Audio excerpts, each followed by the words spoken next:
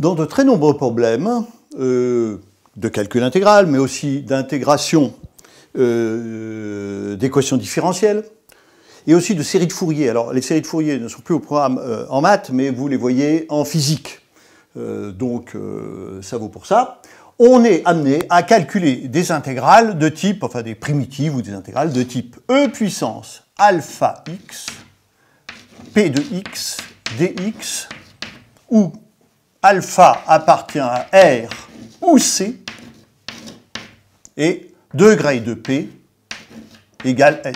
Alors, P peut être réel ou complexe, mais la plupart du temps, il est réel. Bon. Bien entendu, la technique IPP, c'est quoi? C'est de faire des intégrations par partie jusqu'à ce que le polynôme ait disparu. Autrement dit, s'il est de degré n, faire n intégrations par partie. C'est long, c'est pénible, et comme c'est répétitif, eh bien, retenons le résultat.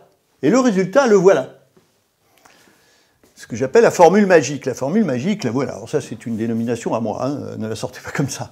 C'est que somme de e puissance alpha x, p de x, dx, c'est e puissance alpha x sur alpha, bien entendu, alpha est différent de 0.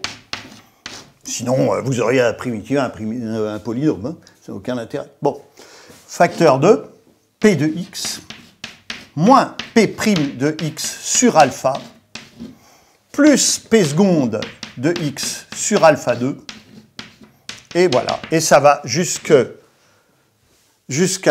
degré, c'est-à-dire plus moins 1 puissance n, pn, dérivée énième de x sur alpha puissance n. Voilà. Comment démontrer cette formule? Eh bien, tout simplement, on fait une récurrence sur le degré. On l'initialise très facilement. On dit que si pour un polynôme de degré n, c'est vrai, vous passez à un polynôme de degré n plus 1, vous faites une IPP et vous avez descendu d'un cran. Donc, cette formule est absolument immédiate. Alors, elle a un avantage. D'abord, vous allez voir qu'elle sert à court-circuiter de nombreuses IPP et donc à moins se tromper. Et elle a l'avantage qu'elle se retient très facilement. Encore une fois, le jour du concours, si vous voulez vous en servir, vous vous dites, ben, redémontrons cette formule par récurrence sur le degré de P. Vous faites ça en 3 lignes et vous pouvez ensuite vous en servir. Exemple. Alors, je vous ai mis x puissance 7 tout à l'heure, juste pour que vos cheveux se dressent sur votre tête. On va prendre un exemple un petit peu plus raisonnable.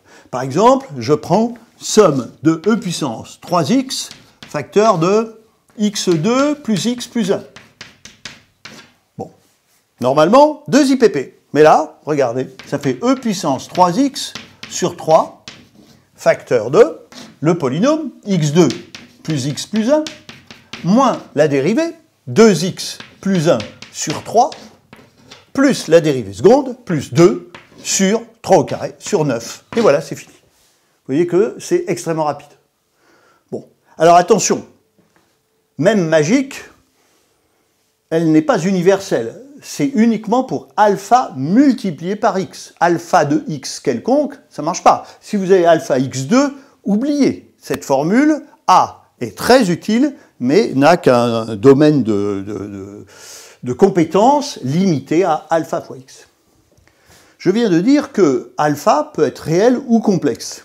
Eh bien, ça va me servir. Comment?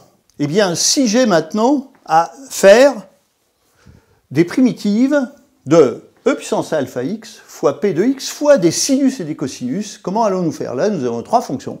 Et pour faire des IPP avec 3 fonctions, c'est pas évident.